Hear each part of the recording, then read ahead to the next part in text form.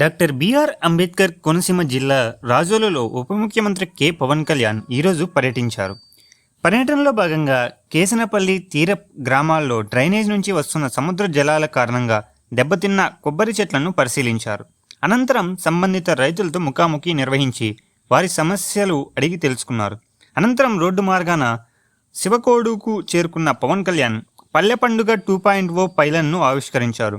అనంతరం అక్కడ జరిగిన బహిరంగ సభలో ఉప ముఖ్యమంత్రి మాట్లాడారు. పూర్తి చూద్దాం.